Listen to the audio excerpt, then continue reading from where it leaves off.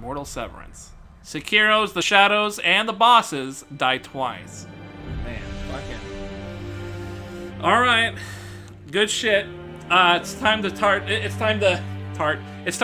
the shit-talking part of our program. Let me mute this shit for you fellows. So, yeah, as I was saying before, this game,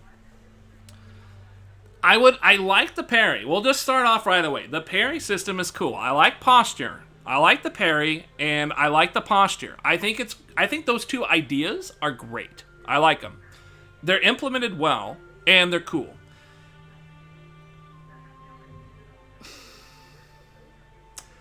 You know, I want to say something like I like the grappling, but honestly, the grappling is not that good. We've had games where you web swing and you grapple and shit, you know, Batman games, whatever. We've had a lot of games that let you grapple.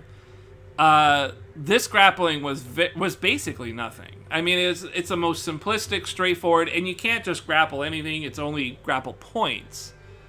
So it doesn't really stand out. Just like the rest of the game, it just doesn't stand out. There's nothing particularly bad about it, but it's not particularly good either. This shit's loud.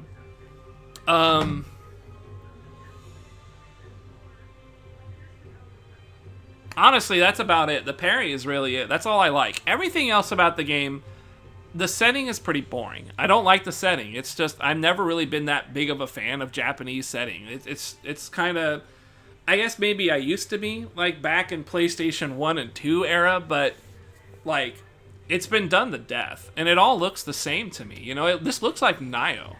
Fucking Neo or whatever. Nihao.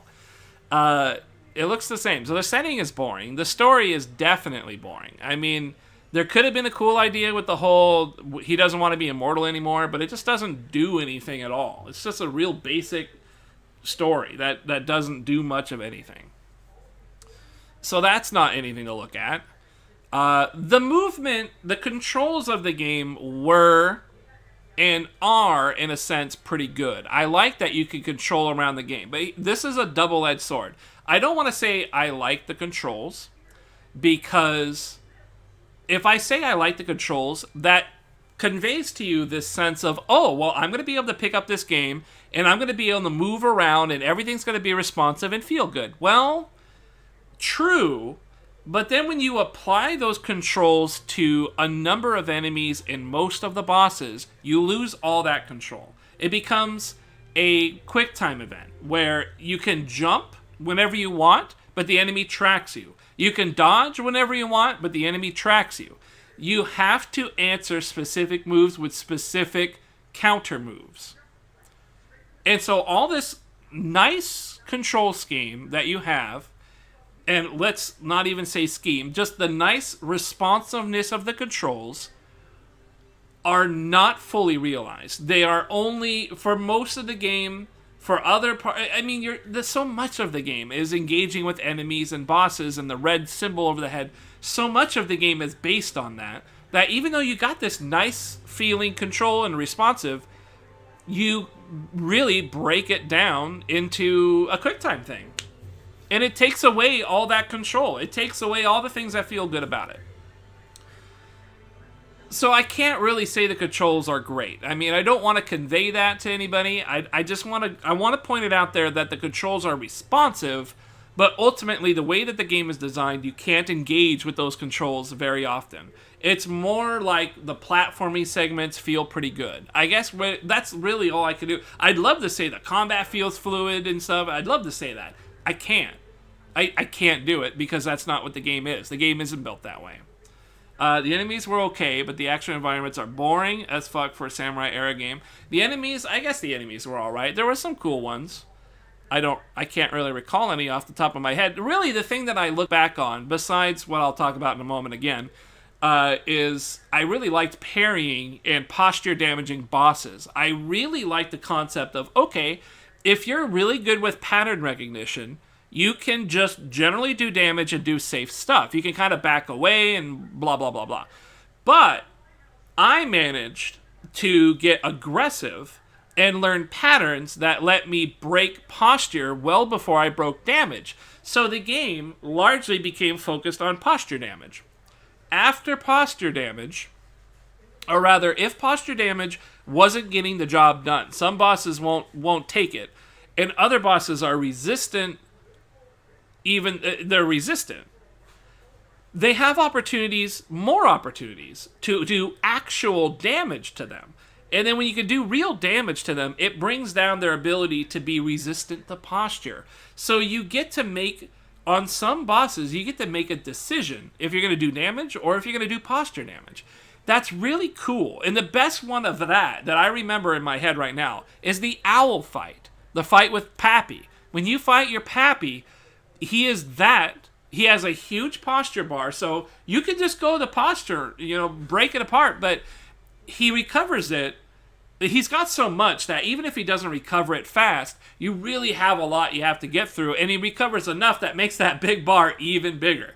So instead, you start changing your tactics to get some damage in, where normally you could get a lot of posture damage. And then on top of that, you can also mix in the ability to pick up a martial art, a combat art, that does even more posture damage or more damage. And so you can kind of double up on something that you like and get a little bit more out of it. You saw how I was doing the martial arts. I really homed in on that because the first hit would interrupt the boss. And it would kind of set up a really good chain of commands. Sometimes it would trade at the last hit. But it worked out really well. Is there any spoiler things here? No, okay, cool. We're going to talk about this some more. So that system that's what I remember about the bosses. That's really the only good thing about the game I remember, is enjoying when I could do that stuff. And especially at the start of the game when I was learning how that worked, I liked it. It was actually really fun at the start.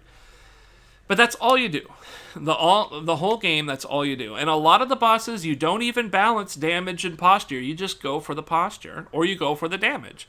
They don't mix it up very often, and then when they do, it's pretty well done. It's pretty engaging. It feels good, and then at those times, the responsive controls really start to shine. But it's still, even in those positions, feel limited because you still have quick time events in relation to the red dot over your head. It's such a mixed bag. It's a wash, is what I'm saying. It's a wash. The snake was a more interesting boss than that recycled sword fight.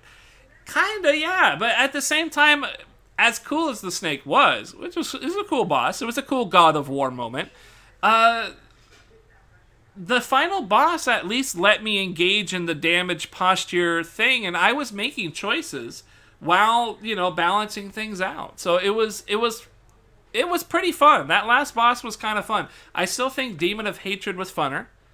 It was much more Dark Souls-like.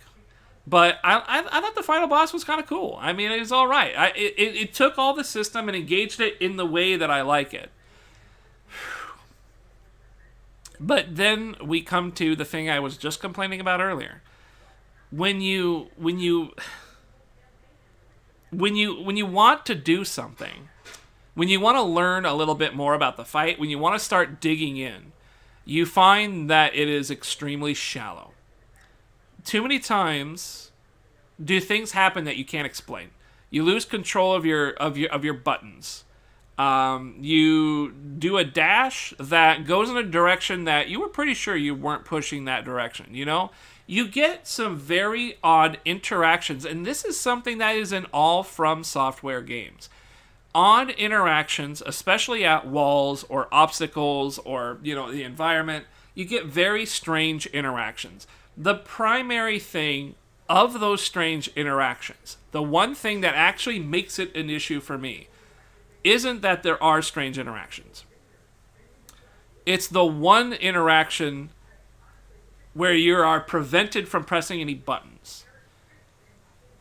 Theoretically, those moments they can be waylaid, they can be moved, they aren't supposed to be real. When you get your shit broken and you get stunned, whatever you fall, you're on your knees or something, theoretically, you have a way of recovering from those. But my experience with the game is that you do not actually recover from a lot of those. You don't. The game just doesn't let you recover from them. And yet, every once in a while, it does. And while you're in the middle of a boss fight and you've got these cool moves down, you kind of got a good rhythm, you got a good pace, one of these things start popping up. You get stuck. Some weird shit happens, and all of a sudden your dodge isn't dodging, your block isn't blocking. Nothing's it does, for a moment, one moment, but that one fraction of a second is all you need to parry the guy, to dodge the guy. And if it's not going to work because for some reason the game has decided you're not allowed to control the character right now, you get hit. You don't. You just don't. You don't deal with it. That is such a specific problem that normally I would write it off. I wouldn't even look at it. I'd just be like, okay, this sucks, but it's part of the game. The problem is that there's not enough good moments in the game to make me want to overlook that. I don't want to overlook it because there's too many shitty moments in the game as it is that makes it unfun. The game is not engaging me enough. And so I see these moments, and they're such crucial moments, right? Like, you need that parry, you need that dodge, you need that jump, and just for some reason the game decides you don't get it. There is a timing issue with this game, and there's a timing issue with a lot of From Software games. In this particular one, they made it so that you have no invulnerability in anything that you do. Maybe you'll get some armor like that monk move I was doing. You might get a little bit of armor on some of that, and depending on some hits. But that's another layer that really adds to the frustration, is that, no, sometimes you can hit them, sometimes you can't. Sometimes you can armor this, sometimes you can't. Well, what's the difference? There's no visual indicator. There's no indicator at all. There's no red dot. There's nothing. All you can do is guess. And you can't really create a game plan around that. It really brings down the thoughts of it. It just really makes it worse. It is a bit of a rant. Well, here's the thing. I mean, I don't know what to think of this game ultimately, because I do like that parrying shit that I was doing with even the last boss. I thought it was fun. But in this moment, having beaten the game, I am so thankful to never have to touch this game again. I'm never going to do any DLC. I'm not going to do anything with this game. I beat Sekiro. I beat it. And this is the other thing about the game that's weird. A lot of people, and Miyazaki himself, really push that elitist agenda thing. You know, oh, they're all elites. We were just saying it before, but basically, yeah, it's like like what Liquid was saying earlier. No, play our game, you could say you're elite and not worth a piece of shit. Like, that's basically it, though. I mean, that's it. It's the part of the game that really is surprising to me. That it's more so than what was in Dark Souls. Dark Souls used to be hardcore. People would say, oh, it's hardcore. But I was always on my channel playing Dark Souls 3 for the 9th time, saying, no, this game's not hard. You just have to go through your paces, learn the patterns. It's a video game that is designed for you to learn how to beat it. This is a game that is designed for you to learn how to beat it, but it's designed badly for all the reasons I mentioned before. All of them. Not just one or two, but if you put everything that I mentioned together, then it comes out to be a game where you are trying to learn it, but the learning process is being stunted heavily. And I don't like that. That's the one thing that I really don't like. I don't want to encourage people to play Sekiro simply because the learning process is frustrating due to a number of those things that I was previously mentioning. It's just, they all come together. It's really unfortunate, too, because I do think that the parry system's cool, and I like the posture. It's just too rough. It's just too rough of a game. And I think maybe they did that on purpose because they want to fucking, like Liquid said, they want you to be fucking feeling like you're elite, you know? Like you're some amazing game player. You're hardcore, you know, you're really into it. I don't think so. I mean, I don't think so. It's really more of a testament of, are you willing to get through some stupid shit to get through what is kind of fun. Kind of fun. There's some kind of fun moments, but that's it. You know, you're going to have to get through some shit in order to get to some fun. that ends up washing it out. So we got to get to the very final part of what I'm trying to say, right? What do I think? Is it a good game? Is it a bad game? Let's take my opinion out of it. Is it a good game or a bad game? I think even though the technical levels of it are frustrating, I do think it's an okay game. I don't think it's good, and I don't think it's bad. It's an alright game. Even though there's a lot of technical issues that took a lot of the fun away, there is still a system in place that is pretty interesting, and I liked engaging in it. When, especially at the start of the game, it was very fresh and very new, and I was learning this system, I was definitely into it. It felt good. It was a fun game. But not even halfway through, probably a third of the way through the game, is when it just became a drag. It became a grind, a drag. No unique animations, nothing. So, maybe it's not a title you can completely dismiss. Maybe. If you're into action games, I would at least give it a shot or look at it, right? At least check out some gameplay footage. And if you're... The thing is it is a From Software game. So if you're familiar with Dark Souls or any of the old From games, then you generally have a pretty good idea how the game will feel. It's just...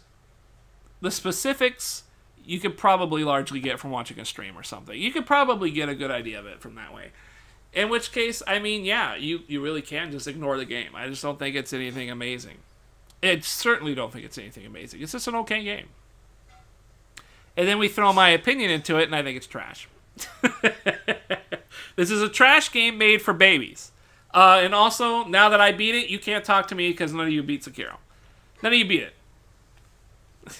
it. Anyways, that's pretty fun.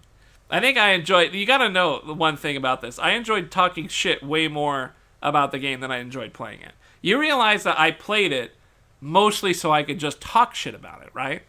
And to you guys. Now I can be all hoity-toity. I can be all like, you guys are fucking shitty, and I beat Sekiro, you didn't.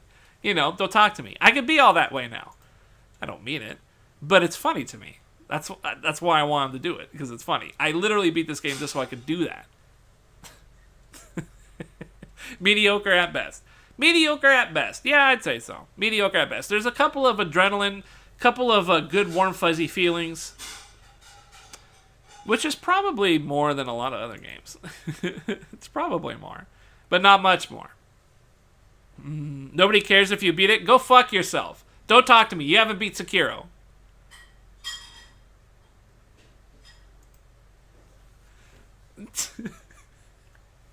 It's already working.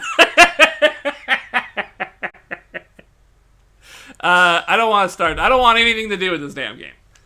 It's over.